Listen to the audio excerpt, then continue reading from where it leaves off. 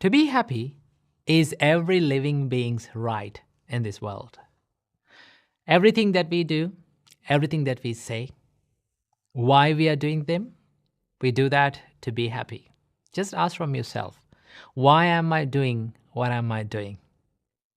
You can answer to yourself. You will find that the reason why I do everything in life to make myself happy. If I ask from you, why do you wake up early in the morning and just prepare some food and go out to work? To make yourself happy and to make others happy, isn't it? Yes. You gain happiness by making others happy as well. That you have to remember, right? So there are two types of happinesses in this world.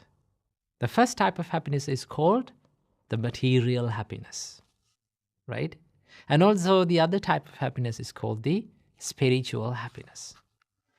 To call it a good life, to call it a perfect life, one must achieve these two types of happinesses in his life. One must experience both of these happinesses in their life, right? So from this video, I would like to share a wonderful teaching from the Buddha that explains about what are the types of happinesses that a person who is living in a household life, a family life, must achieve. Now, according to Buddhism, there are two types of lives. The first type of life is called the household life. That means the people who are living in a family life, right? Maintaining a family, living in a house, engaging in material pleasures and all the stuff, right? A household life. That means you, right? And also, there's this other type of life. It is called the monk's life, right? Which we can call them the homelessness life. That means we leave our houses, we leave our families and become monks, right? So that we no longer own a house. We no longer own a family. We no longer maintain a family, right? So the ones who renunciate the household life, the ones who leave the household life, they seek a higher kind of happiness, right? That doesn't mean that they don't seek any kind of happiness. We as monks, why we become monks is to seek the spiritual happiness. Now, when you become a monk, it doesn't mean you totally deny seeking the material happiness, right? But for a monk, there must be a limit for seeking the material happiness, because as living beings, we can't totally deny seeking material pleasure. As living beings, we must consume some sort of material pleasures in this world. But that seeking, that consumption of material pleasure must not disturb the peace and the spiritual happiness that a monk is seeking, right? So for monks, there are limitations for material happiness, okay? But it is less of the material happiness and more of the spiritual happiness. So in this teaching of the Buddha focuses on household life, a householder, a person who is living a family life.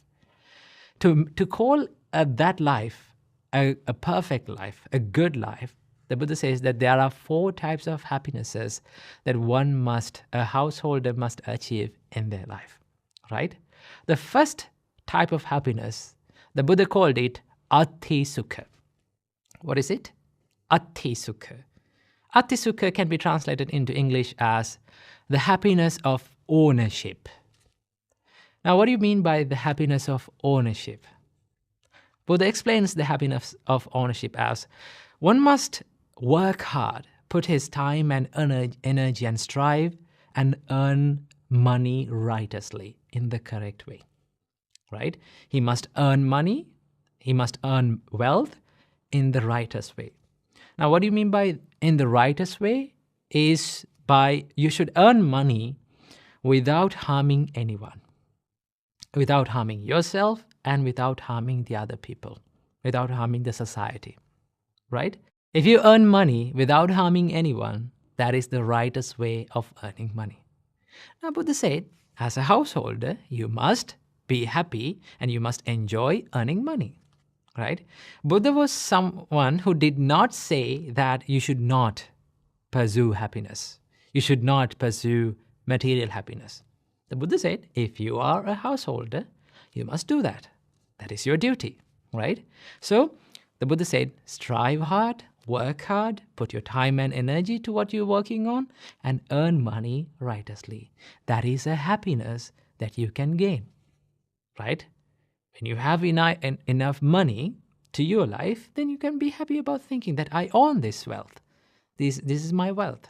That is sort of a happiness that one can gain, right? That is the first type of happiness that Buddha said a householder must achieve in their life at some point in their life, right? That is the first one. The second type of happiness that Buddha taught for householders to achieve is called bhoga sukha. The bhoga sukha can be translated into English as the happiness of enjoyment. Now, first you earn money, right? Now you spend money and enjoy it in the correct way, right? The Buddha says that you have to spend money in a way that you should not harm yourself and you should not harm the other people as well, in the righteous way, right? So that when you spend money doing good things like helping people, helping your parents, with your money, with the money that you righteously earned, and when you spend that money on the people who you love, right, to make them happy, it gives you a happiness, right? It is a great happiness that one can achieve. That you have to achieve in your life. Okay, so the second type of happiness the Buddha taught to achieve is called the bhoga sukha, the happiness of enjoyment. The third type of happiness that Buddha taught us to enjoy in the life is called the happiness of freedom from debt. That we called anana sukha. Anana sukha is the happiness of freedom from debt. Now, when you are free from debt, let's say you don't have any loans or any debt to pay, right? You're financially free. Then how much freedom that one can feel, right? You feel freedom, you feel a happiness that I'm no longer in debt to anything, right? I don't have any loans to pay, I don't have any debt to pay, so I'm financially free. That is a happiness that a householder must achieve in their life, right? That is a great happiness that one must achieve. The freedom, financial freedom, right? This is the third type of happiness. And then the fourth type of happiness, this is the most important thing. This is the most valuable happiness that a householder must achieve in their life, according to the Buddha. Buddha said, the fourth type of happiness is called anavajja sukha. Anavajja sukha means the happiness from blameless life. Now, what do you mean by a blameless life? The Buddha says that you have to do things, you have to say things, you have to live your life in a way that you do everything with a good heart, with a good mind, with a wholesome heart, right? When you spend your life as a good-hearted person, as a good person, as a wholesome-hearted person, right? It gives you a bigger happiness, bigger enjoyment, thinking about who you are. That is the most important thing, because all the other material happinesses, right? All the other three material happinesses, it can give you happiness, right?